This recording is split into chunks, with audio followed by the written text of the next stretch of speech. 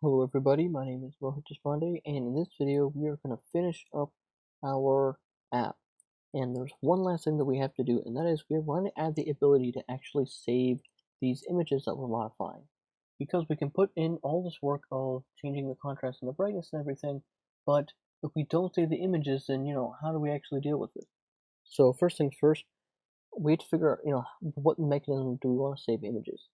And I propose that we can save images when we press the S key. So we can do that because we already know what the key is, or what key is being pressed if any, and Q quits. And I want to say, well, if it's Q, we want to quit. Or else if it's not Q and it's an S, then we want to save the image. So we know how to read images, but the question is, how do we actually write images in OpenCV? And we can write images using a function called IamWrite, and then it's kind of the opposite of IamRead. So we'll use IamWrite. The first parameter is what the output image. I'm just going to call this something like output. But wait a minute, how do we know which image to save? We don't want to save both of the images. We actually just want to select which one to save. So we can use this grayscale value here, actually determine which one of these to save, either color modified or gray modified. So I'm going to nest my if statement. I'll say if grayscale equals 0, then I know I want to save the color. Okay, so I'll do color modified.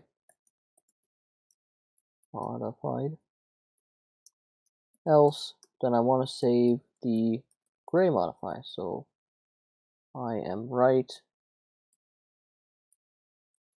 IamWrite, and then color modified to gray modify. Now this is good and all, but there's just one issue with this, and that's what if we want to save multiple images? Then what's going to happen is if we press S, then we're just going to overwrite this one image, output.png. So it would be great if we could come up with some way to uniquely identify each image that's saved, so that each time we save an image, we're actually saving a unique file name. And so we want to be able to do this.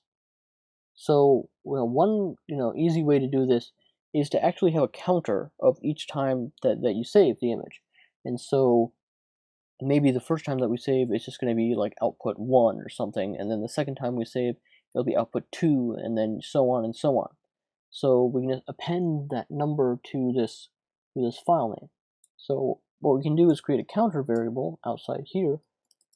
I'm going to say count equals 1, and then when I'm in here, what I want to do is I want to say output, and then I want to kind of plug in the value of this count into this output. And what I could do is I could do something like adding strings. I could do this and then plus string of count plus this. I could do this, but that's kind of a long way to do that. There's actually a much shorter way to embed variables inside of strings. So let me undo this here, and that is I can use like something called a format specifier. So instead of saying count here, what I can do is I can do %d for decimal number, and then I can do this special syntax where I do % count.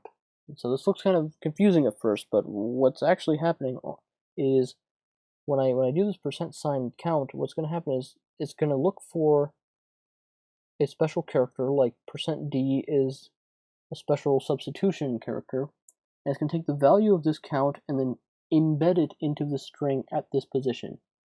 So when I first save the image, it'll be saved as output 1 right here. And that's kind of what this syntax does, basically. So I can do the same thing for grayscale, do %d and then %count. And then I can't forget to update my counter. So count equals count plus 1. And so that should be it for saving the image. So let me actually run this and save a few images. So I'll run this.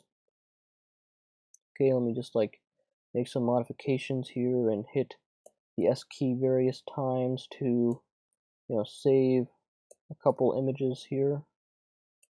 Okay, so I've saved a few images, so let me open it up in my file browser.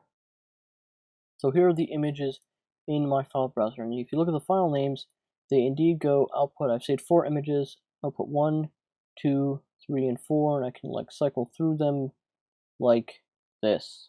So excellent. We are now finished with our app, and look at this, only 56 lines of code, and we were able to build a functioning app that allows us to apply cool effects and filters just like Instagram or Snapchat. And you can feel free to add your own filters, in here, or maybe you come up with some new slider values that you kind of want to try out.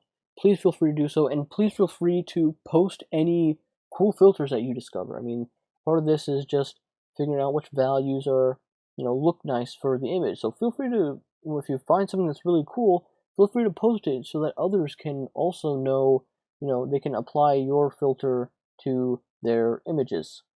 So we're pretty much done with our image processing app, and so this is fantastic. We were able to start from just basic knowledge about image processing, and we were able to build this app where we can change contrast brightness and apply our own custom filters, and mess around with our own images and save them. And this is really cool because you built this yourself. So there's lots of pride in building an application by yourself like this. Instead of just using a third party, we were actually able to build this from scratch using Python. So that is the app. So just to recap, what we did in this video was we finished the app. We were able to apply some functionality to save the image, and I mentioned that we can have a counter so that we save unique images. We can have a counter, and then this syntax here basically just takes the value of this count and inserts it into the string. So the first iteration will, or first time we hit S, it'll be output 1, and then next time will be output 2 because we're incrementing this counter. Right here at line 44. And with that, we finished our app, and so we can load up an image just by changing this image here, and then we can modify the contrast and the brightness and apply filters, flip to grayscale or color, and do all that stuff. And like I mentioned before, if you can definitely try to come up with your own filters and that produces really cool images just by changing these values here. And if you come up with stuff, please feel free to share. I'm looking forward to all of the unique things that you guys will be doing now that you have this image processing knowledge.